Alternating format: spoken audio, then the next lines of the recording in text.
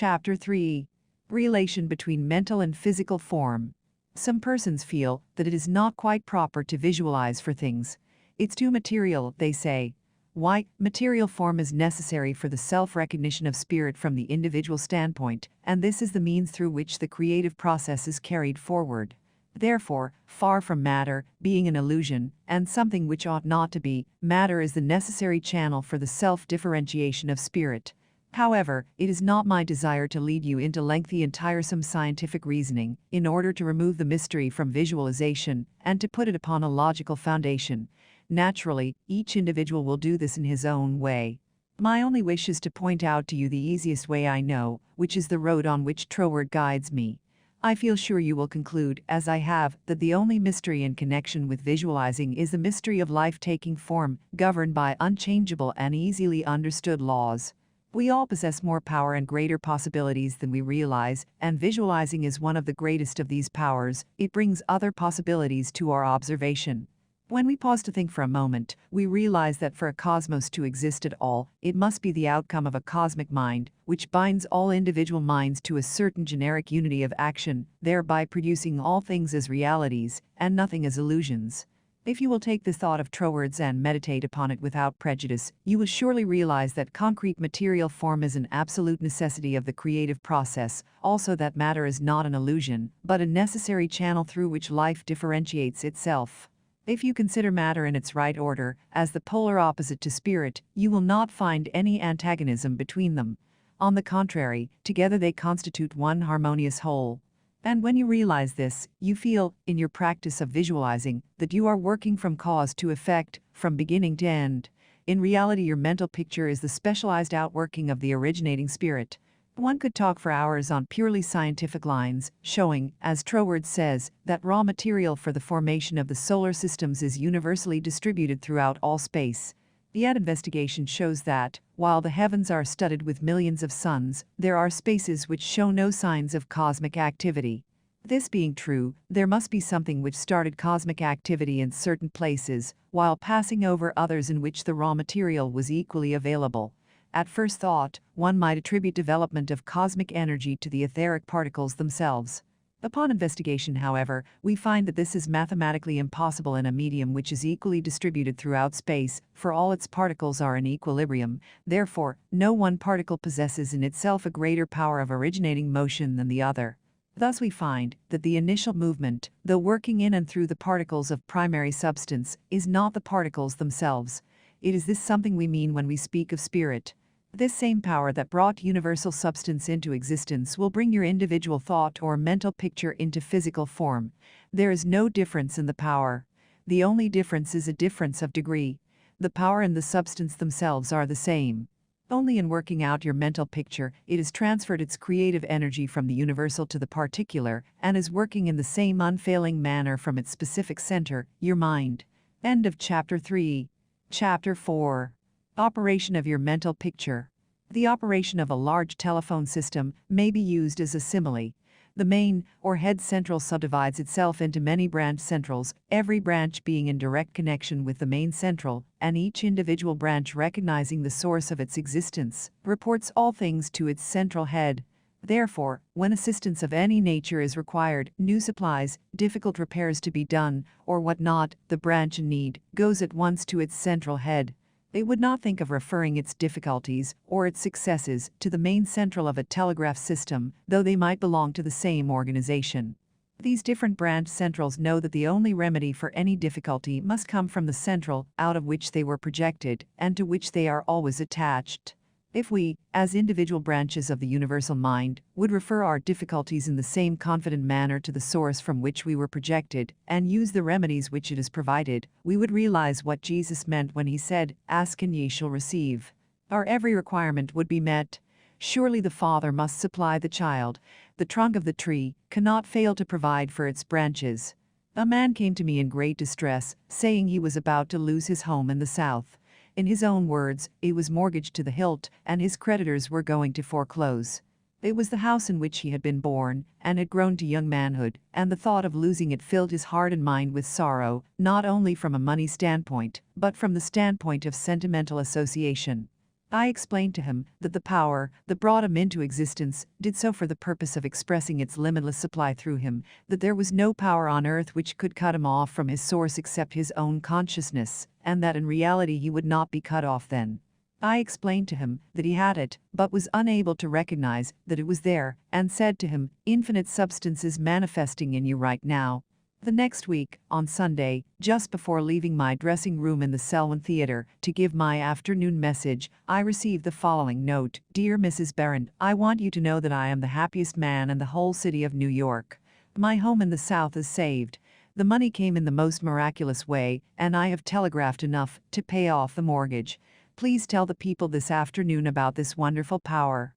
You may be sure I did, explaining to them that everything animate or inanimate is called into existence or outstandingness by a power which itself does not stand out. The power which creates the mental picture, the originating spirit substance of your picture desire, does not stand out. It projects the substance of itself, which is a solidified counterpart of itself, while the power remains invisible to the physical eye. Those will appreciate the value of visualizing who are able to realize Paul's meaning when he said, "The worlds were formed by the word of God." Things which are seen are not made of things which do appear. There is nothing unusual or mysterious in the idea of your picture desire coming into material evidence. It is the working of a universal, natural law. The world was projected by the self-contemplation of the universal mind, and the same action is taking place in its individualized branch, which is the mind of man. Everything in the whole world, from the hat on your head to the boots on your feet, has its beginning in mind and comes into existence in exactly the same manner. All our projected thoughts solidified. Your personal advance in evolution depends on your right use of the power of visualizing, and your use of it depends on whether you recognize that you, yourself, are a particular center through and in which the originating spirit is finding ever new expression for potentialities already existing within itself. This is evolution. Your mental picture is the force of attraction which evolves and combines the originating substance into specific shape. Your picture is the combining and evolving powerhouse, in a generative sense, so to say, through which the originating creative spirit expresses itself. Its creative action is limitless, without beginning and without end, and always progressive and orderly. It proceeds stage by stage, each stage being a necessary preparation for the one to follow. Now let us see if we can get an idea of the different stages by which the things in the world have come to be. Troward says, if we can get at the working principle which is producing these results, we can very quickly and easily give it personal application. First, we find that the thought of originating life or spirit concerning itself is its simple awareness of its own being, and this, demanding a relationship to something else, produces a primary ether, a universal substance out of which everything in the world must grow. Troward also tells us that though this awareness of being is a necessary foundation for any further possibilities, it is not much to talk about. It is the same with individualized spirit, which is yourself. Before you can entertain the idea of making a mental picture of your desire as being at all practical, you must have some idea of your being, of your I am, and just as soon as you are conscious of your I amness, you begin to wish to enjoy the freedom which this consciousness suggests. You want to do more and be more, and as you fulfill this desire within yourself, localized spirit begins conscious activities in you. The thing you are more concerned with is the specific action of the creative spirit of life, universal mind specialized. The localized God germ in you is your personality, your individuality, and since the joy of absolute freedom is the inherent nature of this God germ, it is natural that it should endeavor to enjoy itself through its specific center. And as you grow in the comprehension that your being, your individuality, is God particularizing himself, you naturally develop divine tendencies. You want to enjoy life and liberty. You want freedom in your affairs as well as in your consciousness, and it is natural that you should. With this progressive wish there is always a faint thought picture. As your wish and your recognition grow into an intense desire, this desire becomes a clear mental picture. For example, a young lady studying music wishes she had a piano in order to practice at home. She wants the piano so much that she can mentally see it in one of the rooms. She holds the picture of the piano and indulges in the mental reflection of the pleasure and advantage it will be to have the piano in the corner of the living room. One day she finds it there, just as she had pictured it. As you grow in understanding as to who you are, where you came from, what the purpose of your being is, and how you are to fulfill the purpose for which you are intended, you will become a more and more perfect center through which the creative spirit of life can enjoy itself. And you will realize that there can be but one creative process filling all space, which is the same in its potentiality, whether universal or individual. Furthermore, all there is, whether on the plane of the visible or invisible, had its origin in the localized action of thought or a mental picture, and this includes yourself, because you are universal spirit localized, and the same creative action is taking place through you. Now you are no doubt asking yourself why there is so much sickness and misery in the world. If the same power and intelligence which brought the world into existence is in operation in the mind of man, why does it not manifest itself as strength, joy, health, and plenty? If one can have one's desires fulfilled by simply making a mental picture of that desire, holding on to it with the will, and without anxiety, doing on the outward plane whatever seems necessary to bring the desire into fulfillment, then there seems no reason for the existence of sickness and poverty. Surely no one desires either. The first reason is that few persons will take the trouble to inquire into the working principle of the laws of life. If they did, they would soon convince themselves that there is no necessity for the sickness and poverty which we see about us. They would realize that visualizing is a principle and not a fallacy. There are a few who have found it worthwhile to study this simple, though absolutely unfailing law, which will deliver them from bondage. However, the race as a whole is not willing to give the time required for the study. It is either too simple or too difficult. They may make a picture of their desire with some little understanding of visualizing for a day or two, but more frequently it is for an hour or so. If you will insist upon mentally seeing yourself surrounded by things and conditions as you wish them to be, you will understand that the creative energy sends its substance in the direction indicated by the tendency of your thoughts. Herein lies the advantage of holding your thought in the form of a mental picture. A man in the hardware business in New Jersey came to me in great distress. He would have to go into bankruptcy unless something happened in a fortnight. He said he had never heard of visualizing. I explained to him how to make a mental picture of his business increasing, instead of a picture of losing it. In about a month's time he returned very happy, and told me how he had succeeded. He said, "I have my debts all paid, and my shop is full of new supplies." His business was then on a solid basis. It was beautiful to see his faith. The more enthusiasm and faith you are able to put into your picture, the more quickly it will come into visible form, and your enthusiasm is increased by keeping your desire secret. The moment you speak it to any living soul, that moment your power is weakened. Your power, your magnet of attraction is not that strong, and consequently cannot reach so far. The more perfectly a secret between your mind and your outer self is guarded, the more vitality you give your power of attraction.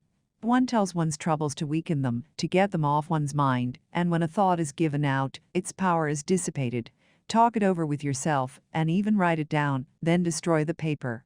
However, this does not mean that you should strenuously endeavor to compel the power to work out your picture on the special lines that you think it should. That method would soon exhaust you and hinder the fulfillment of your purpose. A wealthy relative need not necessarily die or someone lose a fortune on the street to materialize the $10,000 which you are mentally picturing. One of the doormen in the building in which I lived heard much of the mental picturing of desires from visitors passing out of my rooms. The average desire was for $500. He considered that $5 was more in his line and began to visualize it, without the slightest idea of where or how he was to get it. My parrot flew out of the window, and I telephoned to the men in the courtyard to get it for me. One caught it, and it bit him on the finger. The doorman, who had gloves on, and did not fear a similar hurt, took hold of it, and brought it up to me. I gave him 5 $1 bills for his service. This sudden reward surprised him. He enthusiastically told me that he had been visualizing for just $5, merely from hearing that others visualized. He was delighted at the unexpected realization of his mental picture. All you have to do is to make such a mental picture of your heart's desire and hold it cheerfully in place with your will, always conscious that the same infinite power which brought the universe into existence brought you into form for the purpose of enjoying itself in and through you. And since it is all life, love, light, power, peace, beauty, and joy, and is the only creative power there is, the form it takes in and through you depends upon the direction given it by your thought.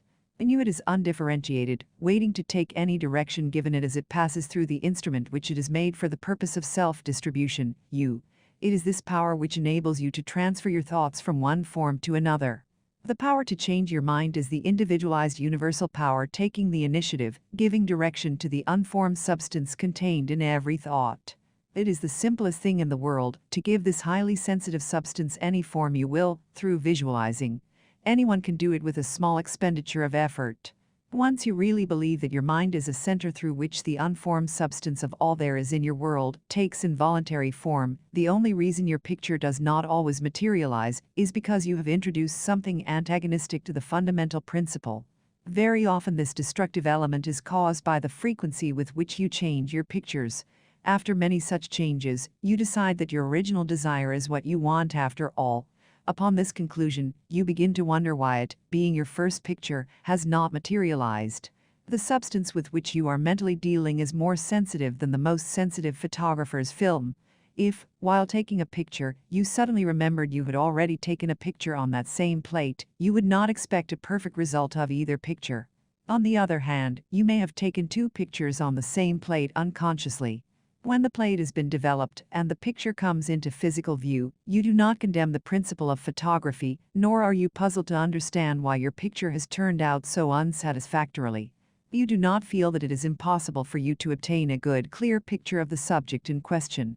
You know that you can do so by simply starting at the beginning, putting in a new plate, and determining to be more careful while taking your picture next time.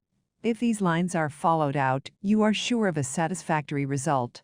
If you will proceed in the same manner with your mental picture, doing your part in a correspondingly confident frame of mind, the result will be just as perfect. The laws of visualizing are as infallible as the laws governing photography. In fact, photography is the outcome of visualizing. Again, your results in visualizing the fulfillment of your desires may be imperfect, and your desires delayed, through the misuse of this power, owing to the thought that the fulfillment of your desire is contingent upon certain persons or conditions. The originating principle is not in any way dependent upon any person, place, or thing. It has no past and knows no future. The law is that the originating creative principle of life is the universal here and everlasting now. It creates its own vehicles through which to operate. Therefore, past experience has no bearing upon your present picture. So do not try to obtain your desire through a channel which may not be natural for it, even though it may seem reasonable to you. Your feeling should be that the thing, or the consciousness, which you so much desire, is normal and natural, a part of yourself, a form of your evolution. If you can do this, there is no power to prevent your enjoying the fulfillment of the picture you have in mind, or any other you may create.